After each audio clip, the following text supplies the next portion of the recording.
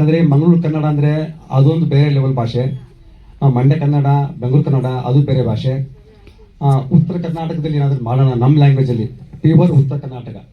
ಹಂಗಾಗಿ ನಮಗೆ ನಾವು ಅಲ್ಲೇ ಹುಟ್ಟಿ ಬೆಳೆದ್ರಿಂದ ಆ ಕಥೆಗಳು ನಿಮ್ಗೆ ಗೊತ್ತಿರಲ್ಲ. ಬೆಂಗಳೂರು ಲ್ಯಾಂಗ್ವೇಜ್ ಸಿನಿಮಾ ಆಗ್ತವೆ, ಅದು ಸೆಕೆಂಡ್ ಪಾಯಿಂಟ್. ಬಟ್ ಉತ್ತರ ಕನ್ನಡದಲ್ಲಿ ಅಲ್ಲಿಂದ ಹುಟ್ಟಿದ ಕಥೆಗಳಿಗೆ ನಾವು ಅಲ್ಲಿ ಬೆಳೆದ ಮೇಲೆ ಅಲ್ಲಿಂದ ಕತೆ ಮಾಡೋಣ ಅಂದ್ಬಿಟ್ಟು ಮಂಜು ಸರ್ ಹತ್ರ ನಾನು ಲಿಸ್ಟ್ ಮಾಡಿದಾಗ ಅವರು ಓಕೆ ನಾನು ಮಾಡ್ತೀನಿ ಜಾವೇದ್, ಏನಾದರೂ ಮಾಡೋಣ ಅಂತ ಕೂತೀವಿ. ಹಂಗೆ ಶುರುವಾಯ್ತು ಕತೆ ಇದು. ಈಗ ನೀವೆಲ್ಲ ನೋಡ್ತೀರಾ, ಈಗ ದುರಂಧರ್ ಕತೆ ನೋಡ್ತಾರೆ, ತುಂಬ ಜನ ನೋಡ್ತಾ ಇದ್ದಾರೆ. ದುರಂಧರ್ ಅಂದರೆ ಪ್ರೆಸೆಂಟ್ ಕತೆ ಅಂತ ನೋಡಿ ಸಿನಿಮಾ ಮಾಡ್ತಾರೆ ಅವರೆಲ್ಲ.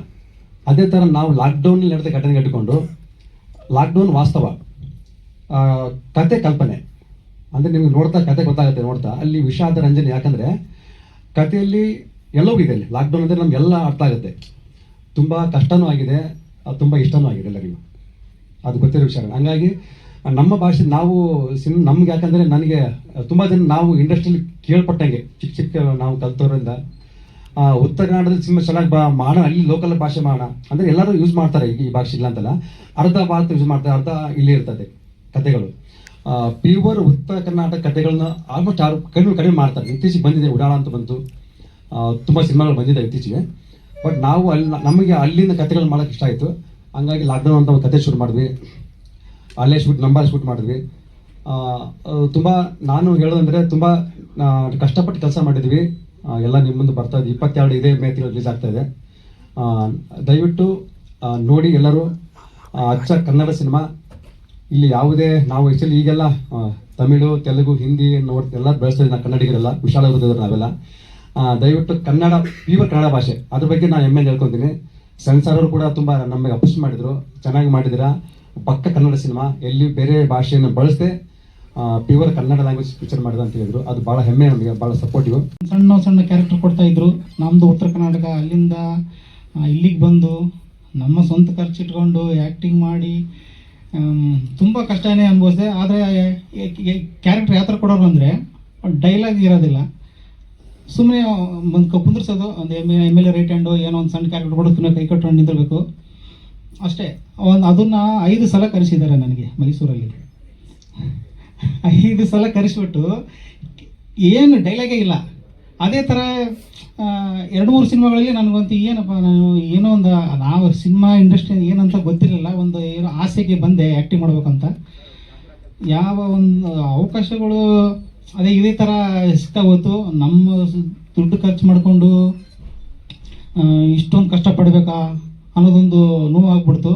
ನಾನು ದುಡ್ಡಿರೋನಲ್ಲ, ಜಮೀನ್ದಾರಲ್ಲ, ಒಬ್ಬ ಫ್ಯಾಕ್ಟ್ರಿ ಫ್ಯಾಕ್ಟ್ರಿಲಿ ವರ್ಕ್ ಮಾಡೋನು.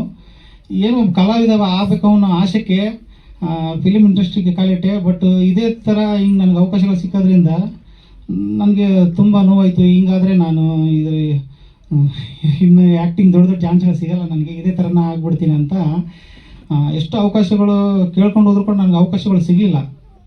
ಕೊನೆಗೆ ನಾನೇನು ಮಾಡಿದೆ, ಇದು ಬೇಜಾರಾಗಿ ನಾನು ಯಾಕೆ ಇನ್ನೊಬ್ಬರಿಗೆ ಅವಕಾಶಗಳು ಕೇಳಬೇಕು, ನಾನೇ ಅವಕಾಶ ಕೊಟ್ಟರೆ ಆಯ್ತಲ್ಲ ಅನ್ನೋದೊಂದು ಮನಸ್ಸಿಗೆ ಬಂತು. ಲಾಸ್ಟ್ ಒಂದು ಮೈಸೂರಲ್ಲಿ ಶೂಟಿಂಗ್ ಮಾಡಬೇಕಾದ್ರೆ ಇವರು ನಮ್ಮ ಡೈರೆಕ್ಟರ್ ಜಾವೇದ್ ಅವರ ಪರಿಚಯ ಆಯಿತು. ಅವರು ನಮ್ಮ ಉತ್ತರ ಕರ್ನಾಟಕದವರು ಅಂತ. ಅಲ್ಲಿ ಆ ಮೂವಿಲಿ ಇವರು ಅಷ್ಟೇ ಡೈರೆಕ್ಟ್ರಾಗಿ ವರ್ಕ್ ಮಾಡ್ತಾಯಿದ್ರು. ಹಿಂಗಾಗಿ ಪರಿಚಯ ಮುಖಾಂತರ ನಾನು ಏನಾದರೂ ಮಾಡಬೇಕು, ಇದೇ ಥರ ಆದರೆ ಆಗಲ್ಲ ಅಂತ ನಾನು ಇವ್ರ ಹತ್ರ ಕೇಳಿಕೊಂಡೆ. ಯಾವುದರ ಒಂದು ಮೂವಿ ಮಾಡೋಣ, ನಾನೇ ಪ್ರೊಡ್ಯೂಸ್ ಮಾಡ್ತೀನಿ ಅಂತ ಹೇಳಿ ನಾನೇ ಒಂದು ನನ್ನ ಅವಕಾಶಗಳು ನಾನೇ ಕ್ರಿಯೇಟ್ ಮಾಡಿಕೊಂಡೆ. ಮತ್ತು ಕೆಲವೊಬ್ಬರಿಗೆ ಅವಕಾಶಗಳನ್ನು ಕೊಟ್ಟೆ. ಆಮೇಲೆ ಇವ್ರ ಹತ್ರ ಒಂದು ಡಿಸ್ಕಸ್ ಮಾಡಿದ್ವಿ. ಅದು ಮೆಜೆಸ್ಟಿಕ್ ಸಿಟಿ ಬಸ್ ಸ್ಟಾಪಲ್ಲಿ ನಮ್ಮ ಸ್ಟೋರಿ ಸ್ಟಾರ್ಟ್ ಮಾಡಿದ್ವಿ ಮಾಡೋಕ್ಕೆ. ಈ ಥರ ಸ್ಟೋರಿ ಮಾಡಬೇಕು ಅಂತ ಇವ್ರು ಹೇಳಿದ್ರು. ಲಾಕ್ಡೌನ್ ಅಂತ ಒಂದು ಸ್ಟೋರಿ ಇದೆ ಅಂತ ಹೇಳಿದರು. ಹೀಗಾಗಿ ಸಿಟಿ ಬಸ್ ಸ್ಟಾಪಲ್ಲಿ ನಮ್ಮ ಲಾಕ್ಡೌನ್ ಸ್ಟೋರಿ ಅಲ್ಲಿಗೆ ಸ್ಟಾರ್ಟ್ ಆಯಿತು ಬರೆಯೋಕ್ಕೆ. ಸಿಟಿ ಬಸ್ ಸ್ಟಾಪಿಂದಲೇ ಸ್ಟಾರ್ಟ್ ಮಾಡಿದ್ವಿ ನಾವು. ಮಾಡ್ಬಿಟ್ಟು ಒಂದು 3-4 ತಿಂಗಳು ಸ್ಟೋರಿನ ಮಾಡಿಬಿಟ್ಟು ಆಮೇಲೆ ಶೂಟಿಂಗ್ ಎಲ್ಲ ಕಂಪ್ಲೀಟ್ ಮಾಡಿ ಇಲ್ಲಿವರೆಗೂ ತಂದಾಯಿತು. ಸೆಂಟ್ರಲ್ಲಿ ತುಂಬ ಕಷ್ಟ ಆಯಿತು, ಯಾಕಂದರೆ ನನಗೆ ಫಿಲಿಮ್ ಇಂಡಸ್ಟ್ರಿ ಹೆಂಗಿರುತ್ತೆ ಏನು ಅಂತ ಗೊತ್ತಿಲ್ಲ. ಆದರೂ ತುಂಬ ಕಷ್ಟಪಟ್ಟು ಇಲ್ಲಿವರೆಗೂ ತೊಗೊಂಡು ಬಂದೆ. ಹಾಗಾಗಿ ನಮ್ಮ ಮಂಜು ಅವರು, ಮುದಗಲ್ ಅವರು ಮಂಡ್ಯ ಹತ್ರ ಒಂದು ಸಿನಿಮಾ ಶೂಟಿಂಗ್ಗೆ ಅಂತ ನಮ್ಮನ್ನು ಕರೆಸಿದ್ರು. ಅವರು ಅಲ್ಲಿ ನಮಗೆ ಪರಿಚಯ ಆದರು. ಒಂದು ನಂಟು ಬೆಳೆಸ್ಕೊಂಡು ಅಲ್ಲಿ ಪರಿಚಯ ಆದರು.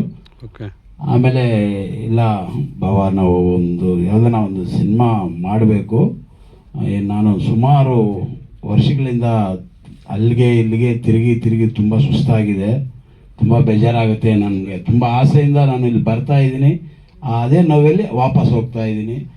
ನಾನೇ ಒಂದು ಸಿನಿಮಾ ಮಾಡಬೇಕು ಅಂತ ನನ್ನ ಹತ್ರ ಹೇಳ್ಕೊಂಡಿದ್ರು ಅವರು. ನಾನು ಹೇಳಿದೆ, ಇವಾಗ ನೀನು ಇರೋ ಕಷ್ಟದಲ್ಲಿ ಅಷ್ಟು ದೊಡ್ಡ ಸಿನಿಮಾ ಮಾಡೋದು ಸಾಧ್ಯ ಇಲ್ಲ, ಟ್ರೈ ಮಾಡು, ಆಗುತ್ತೆ ಅಂತ ಹೇಳಿದೆ. ಸರ್, ನೀವೆಲ್ಲ ಸಪೋರ್ಟ್ ಮಾಡಿದ್ರೆ ನಾನು ನಿಂತ್ಕೊಂಡು ಮಾಡ್ತೀನಿ ಅಂತ ಹೇಳಿದ್ರು. ನಾವು ಬೇರೆ ಮಾತೇ ಇಲ್ಲ, ಆಯಿತು ನಿನ್ನ ಧೈರ್ಯ ಇದ್ದರೆ ನೀನು ಮಾಡೋ, ನಾವೆಲ್ಲ ಸಾಥ್ ಕೊಡ್ತೀವಿ, ಸಪೋರ್ಟ್ ಕೊಡ್ತೀವಿ ಅಂತ ಹೇಳಿದ್ವಿ. ಸ್ಟಾರಿಂದ ನನಗೆ ಬಂದಿದ್ದು ಕಿರಣ್ ಸರಿಂದ ತುಂಬ ಥ್ಯಾಂಕ್ಸ್ ಹೇಳ್ಬೇಕು ಅವ್ರಿಗೆ. ಆ್ಯಕ್ಚುಲಿ ನಾನೆಲ್ಲೋ ಒಂದು ಕಡೆ ಮದುವೆಗೆ ಹೋಗಿದ್ದೆ, ಅಲ್ಲಿ ತುಂಬ ಮಂಜು ಸರು, ಜಾವೇದ್ ಸರು ವಿಡಿಯೋ ಕಾಲ್ ಮಾಡಿಬಿಟ್ಟು ತುಂಬ ತಲೆ ತಿಂತಾ ಇದ್ರು ನನಗೆ. ಈ ಕಡೆ ಮದುವೆನೂ ಎಂಜಾಯ್ ಮಾಡೋಕೆ ಬಿಟ್ಟಿಲ್ಲ, ಸಿನಿಮಾ ಆಪರ್ಚುನಿಟಿನೂ ಅದು ಒಂಥರ ತುಂಬ ತಲೆ ಊಟ ಮಾಡೋಕ್ಕೂ ಬಿಡ್ತಾ ಇಲ್ಲ, ಅಷ್ಟು ತೊಂದರೆ ಮಾಡ್ತಾಯಿದ್ರು. ಅಂದರೆ ಪಾಪ ವಿಡಿಯೋ ಕಾಲಲ್ಲಿ ಆಡಿಷನ್ ತೊಗೊಂಡು ಇದು ಮಾಡಿದ್ರು, ಈ ಥರ ಹಿಂಗೆ ಬರಬೇಕು ಅಂತೆಲ್ಲ ಹೇಳಿದ್ರು, ಹಿಂಗೆ ರೋಲ್ ಇದೆ ಅಂತಲೂ ಹೇಳಿದ್ರು. ತುಂಬ ಚೆನ್ನಾಗಿ ಸಪೋರ್ಟ್ ಮಾಡಿದ್ದಾರೆ. ಉತ್ತರ ಕರ್ನಾಟಕ ಭಾಷೆ ಸ್ವಲ್ಪ ನಮಗೆ ಟಫ್ ಆಗುತ್ತೆ ಆ್ಯಕ್ಚುಲಿ. ತುಂಬ ಚೆನ್ನಾಗಿ ಹೇಳ್ಕೊಟ್ಟು ಸ್ವಲ್ಪ ದಿನ ಹೆಂಗಾಗಿ ಹೋಗಿತ್ತು ಅಂತಂದರೆ ಮನೆಗೆ ಹೋದ್ಮೇಲೆ ನಾವು ಅದೇ ಲ್ಯಾಂಗ್ವೇಜ್ ಸ್ಲ್ಯಾಂಗಿ ಯೂಸ್ ಮಾಡ್ತಾ ಇದ್ವಿ. ಲೈಕ್ ಆ ಥರ ಆಗ್ಬಿಟ್ಟಿತ್ತು. And firstly my co artist Vijay Vignesh, thank you for supporting me on those days. Thank you ಅಂತ ಆಸೆ ಇರಲಿಲ್ಲ, ಆದರೆ ನಿನ್ನ ಕೈಯಲ್ಲಿ ಆಗುತ್ತೆ ಆ್ಯಕ್ಟ್ ಮಾಡು ಅಂತ ಹೇಳ್ಬಿಟ್ಟು ನಮ್ಮನ್ನ ಎಂಕರೇಜ್ ಮಾಡಿ, ನಿನ್ನ ಕೈಯಲ್ಲಿ ಆಗುತ್ತೆ, ನೀನೇನೋ ಒಂದು ಮಾಡ್ತೀಯ, ಬಾ ಬಾ ಬಾ ಅಂತ ಹೇಳ್ಬಿಟ್ಟು ನನಗೆ ಒಂದು ಹುಮ್ಮಸ್ನ ತುಂಬಿಸಿ ಕರ್ಕೊಂಬಂದಿದ್ದು ಮಂಜು ಮುದ್ಗಲ್ ಸರ್. ತುಂಬ ತುಂಬ ಥ್ಯಾಂಕ್ಸ್. ಮತ್ತು ಡಿಗ್ರಿ ಫೈನಲ್ ಇಯರ್. ಹೌದು, ಅದೇ ರೀತಿ ನಮ್ಮ ಡೈರೆಕ್ಟರ್ ಸರ್ ಕೂಡ ನೋಡಿ ಅವರು ಇಲ್ಲ ಇವನು ಸೆಟ್ ಆಗಲ್ಲ, ತುಂಬ ಸಣ್ಣಕ್ಕಿದ್ದಾನೆ, ಹಂಗೆ ಅಂತ ನಾವು ಅವ್ರೇನಾದ್ರು ಹೇಳ್ಬೇಕಾಗಿದ್ರೆ ಅಲ್ಲೇ ಹೇಳಿರೋರು. ಆದರೆ ಅವ್ರೇನು ಹೇಳಿಲ್ಲ, ನಿನ್ನ ಹತ್ರ ಟ್ಯಾಲೆಂಟ್ ಇದೆಯೋ ಇಲ್ವೋ ಗೊತ್ತಿಲ್ಲ, ಅದು ಕಾನ್ಫಿಡೆನ್ಸ್ ಇದೆಯಾ, ಅಷ್ಟು ಸಾಕು, ನಾನು ಮಾಡಿಸ್ತೀನಿ ಬಾ ಅಂತ ಹೇಳ್ಬಿಟ್ಟು ಕರ್ಕೊಂಡು ಹೋದರು. ಅವ್ರಿಗೂ ತುಂಬ ತುಂಬ ಥ್ಯಾಂಕ್ಸ್. ಕೊನೆಯದಾಗಿ ದೊಡ್ಡ ಥ್ಯಾಂಕ್ಸ್ ನಮ್ಮ ತಂದೆ ತಾಯಿಗೆ. ಅವರಿಂದನೇ ನಾನು ಇಷ್ಟು ದೊಡ್ಡ ಸ್ಟೇಜಲ್ಲಿ ಹಿಂಗೆ ಬಂದು ಕುತ್ಕೊಂಡಿದ್ದೀನಿ ಅಂದರೆ ಅವರಿಂದನೇ. ಸೊ ಅವ್ರಿಗೆ ಬಿಗ್ ಥ್ಯಾಂಕ್ಸ್. ನನ್ನ ರೋಲ್ ಬಗ್ಗೆ ಹೇಳೋದಾದರೆ, ಒಬ್ಬ ಕಾಲೇಜ್ ಸ್ಟೂಡೆಂಟ್, ಒಬ್ಬ ಕಾಲೇಜ್ ಸ್ಟೂಡೆಂಟು. ಸೊ ಒಂದು ಕ್ಯೂಟ್ ಲವ್ ಸ್ಟೋರಿ ಚೆನ್ನಾಗಿರುತ್ತೆ ನೋಡಿ. ಲಾಕ್ಡೌನಲ್ಲಿ ಆಗಿರೋ ಒಂದು ಸನ್ನಿವೇಶನ ನಮ್ಮ ಡೈರೆಕ್ಟರ್ ಸರ್ ತುಂಬ ಚೆನ್ನಾಗಿ ತೆಗೆದಿದ್ದಾರೆ.